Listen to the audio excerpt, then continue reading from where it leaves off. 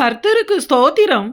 மத்தேயு 24ஆம் அதிகாரத்தை வைத்து அநேகர் இயேசுவின் ரகசிய வருகையையும் பகிரங்க வருகையையும் பற்றி குழம்பி ஒரே வருகையை பற்றித்தான் இயேசு இந்த அதிகாரத்தில் கூறியிருக்கிறார் என்று தவறாக கூறுவார்கள்.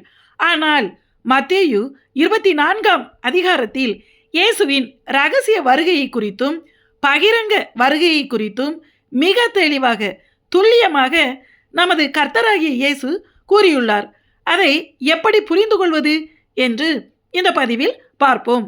மத்தேயு 24ஆம் அதிகாரத்தில் கூறப்பட்டிருக்கிற எல்லா வசனங்களுமே இயேசுவின் பகிரங்க வருகையை குறித்ததான வசனங்கள் மட்டுமே அல்ல என்பதை முதலில் நாம் புரிந்து கொள்ள வேண்டும்.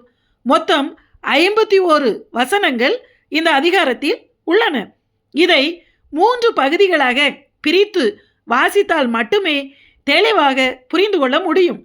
கர்த்தருடைய இரகசிய வருகை என்பது கிருபையின் கால புறஜாதியாருடைய மணவாட்டி சபைக்காக இயேசு வருவது ஆகும். இது அந்திகிறிஸ்து வெளிப்படுவதற்கு முன்பே நடந்துவிடும். ஆனால் பகிரங்க வருகை என்பது இயேசு தமது ஜனங்களாகிய யூதர்களுக்காக வருவது ஆகும். இது அந்திகிறிஸ்துவின் 7 வருஷ உபத்திரவ காலத்திற்கு பிறகு நடப்பதாகும்.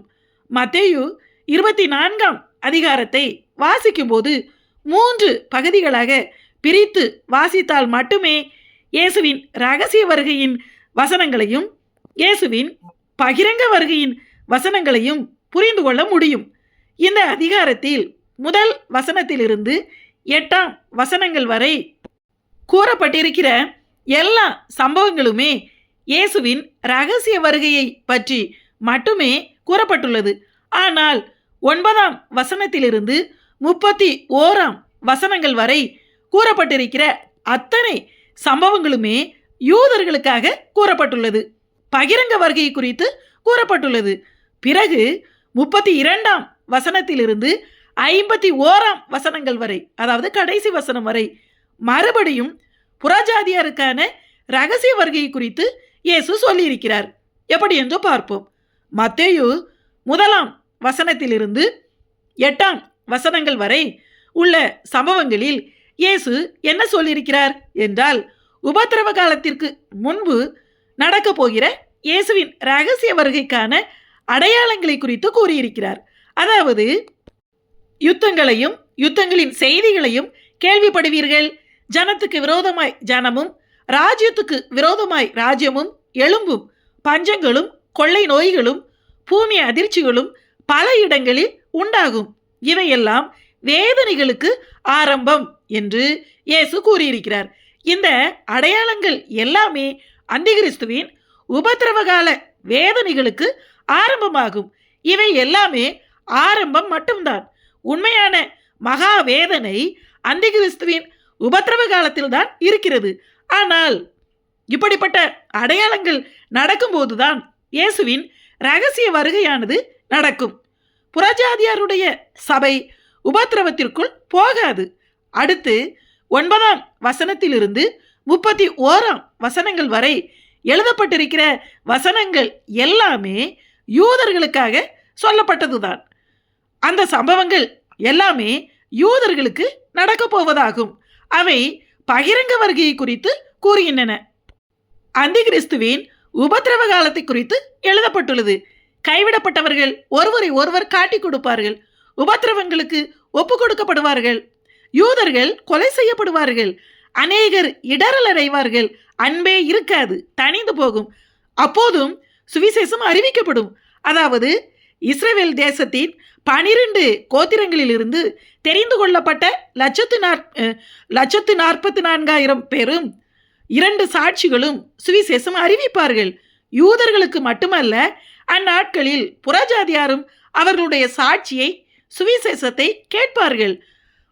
அதாவது, பூமியின் எல்லை எங்கிலும் அந்த ராஜ்யத்தின் சுவிசேஷம் அறிவிக்கப்படும் என்பது அந்த அந்திகிறிஸ்துவின் உபத்திரவ காலத்தில் அறிவிக்கப்படுகிற அதை குறித்து தான் சொல்லப்பட்டிருக்கிறது. இதை தவறாக புரிந்து கொண்டுதான் சிலர் இன்னும் சுவிசேஷம் அறிவிக்கப்படலையே, எப்படி இயேசு வருவார் அப்படின்னு சொல்லுவாங்க. இது அப்படியல்ல. உபத்திரவ காலத்திலும் சுவிசேஷம் அறிவிக்கப்படும், பூமி எங்கும் அறிவிக்கப்படும். அப்போது அதன் பிறகு முடிவு வரும். பாழாக்குகிற அருவருப்பாகிய அந்தி கிறிஸ்துவின் விக்கிரகத்தை அவன் ஜெருசலேமில் தேவாலயத்தில் கொண்டு போய் வைப்பான். யூதேயாவில் இருக்கிறவர்கள் மலைகளுக்கு ஓடி போவார்கள். அந்நாட்களிலே கர்ப்பவதிகளுக்கும் பால் கொடுக்கிறவர்களுக்கும் ஐயோ என்று யூதர்களை குறித்து தான் எழுதப்பட்டிருக்கிறதை தவிர இப்போதுள்ள சபையை குறித்து எழுதப்படவில்லை. உலகம் உண்டானது முதல் இதுவரைக்கும் சம்பவித்து இராததும் இனிமேலும் சம்பவியாததுமான மிகுந்த உபத்திரவம் அப்பொழுது உண்டாகும். இப்படி சொல்லப்பட்டிருக்கிற எல்லாமே யூதர்களுக்காக சொல்லப்பட்டுள்ளது. இவை எல்லாமே அந்திகிறிஸ்துவின் உபத்திரவ காலத்தில் நடக்கக்கூடியவை. இவையெல்லாம் நடந்த பிறகுதான் 27ஆம் வசனத்தில் மின்னல் கிழக்கிலிருந்து தோன்றி மேற்கு வரைக்கும் பிரகாசிக்கிறது போல மனுஷகுமாரனுடைய வருகையும் இருக்கும் என்றும் 30ஆம் வசனத்தில் அப்பொழுது மனுஷகுமாரனுடைய அடையாளம் வானத்தில் காணப்படும். அப்பொழுது மனுஷகுமாரன் வல்லமையோடும் மிகுந்த மகிமையோடும் வானத்தின் மேகங்கள் மேல் வருகிறதை பூமியில் உள்ள சகல கோத்திரத்தாரும் கண்டு புலம்புவார்கள் என்று எழுதப்பட்டுள்ளது. அதாவது இந்த வசனங்களில் இயேசுவின் பகிரங்க வருகையை குறித்து எழுதப்பட்டுள்ளது. அந்திகிறிஸ்துவின் உபத்திரவ காலம் முடிந்த பிறகு எல்லா யூதர்களின் கண்களும் காண, அந்நாட்களில் பூமியில் இருக்கிற எல்லோருடைய கண்களும் காணும்படி இயேசு பகிரங்கமாக ஒலிவமலையில் இறங்கி வருவார். அதை குறித்து தான் எழுதப்பட்டுள்ளது. 9ஆம் வசனத்திலிருந்து 31ஆம் வசனம் வரை கூறப்பட்டுள்ள எல்லாமே பகிரங்க வருகையை குறித்து மட்டுமே கூறப்பட்டுள்ளதை தவிர ரகசிய வருகை குறித்து கூறப்படவில்லை.